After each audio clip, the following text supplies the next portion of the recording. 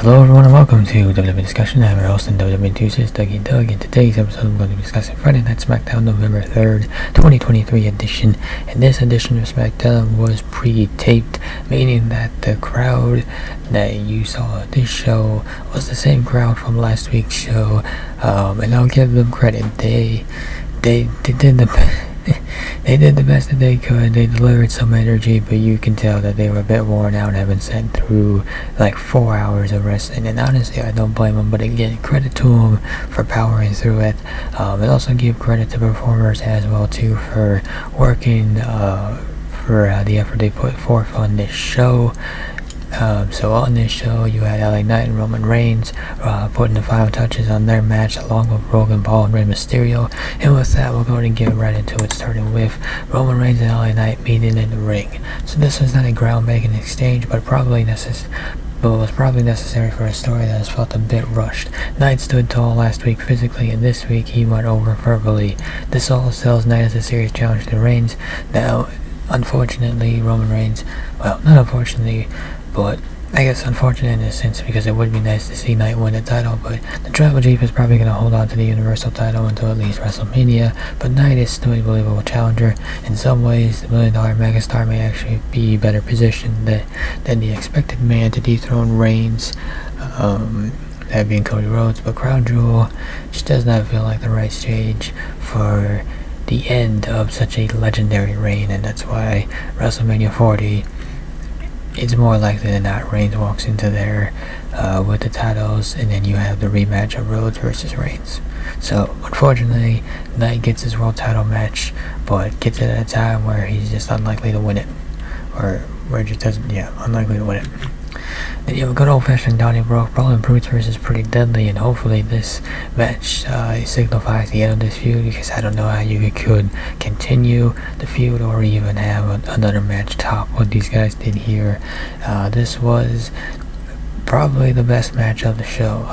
These guys brought everything to the action and drew out what I think might have been the last "This is awesome" chant from the crowd. Now, it was a little sloppy moment, sure, but that's gonna happen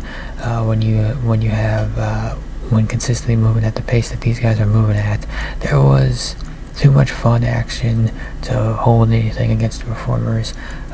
Pretty Deadly continues to build a unique legacy in WWE, and when WWE has finally decided they've had enough with Judgment Day as the tag team champions, they should give Pretty Deadly some consideration for a tag team title run.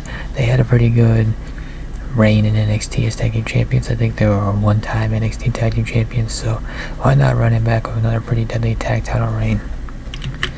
Rey Mysterio and Logan Paul weigh in. So WWE weigh-ins are completely unnecessary and logically just don't make any sense, but at least this kept the key feud moving forward and did not overstay its welcome.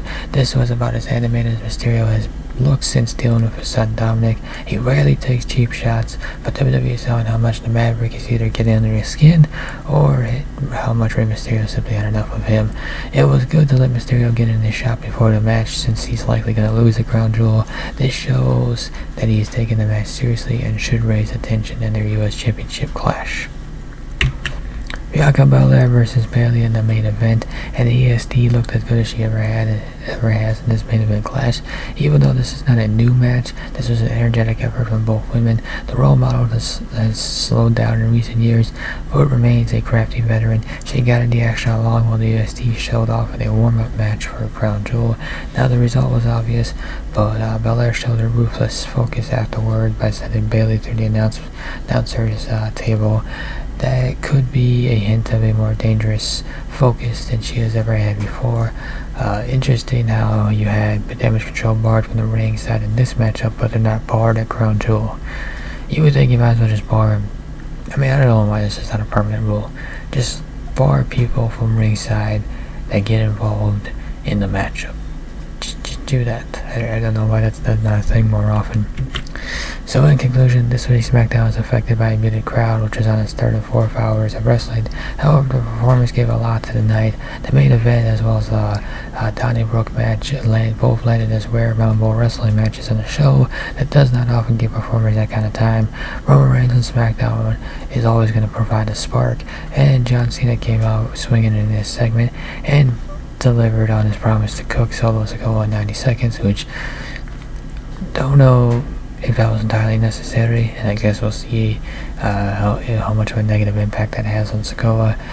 Even the Mysterio and Paul segment was short and to the point. If WWE had a little more time for action instead of recaps, maybe even give some time to that women's tag team match, with the way you booked it, might as well not even been on the show. This show could have reached greater heights. Still, the focus was there for the build on Crown Jewel. This go-home edition of SmackDown highlighted the key matches for the premium live event, which is tomorrow. And with that, we'll go ahead and wrap up this episode of WWE Discussion. If you enjoyed this episode, be sure to hit that like button down below.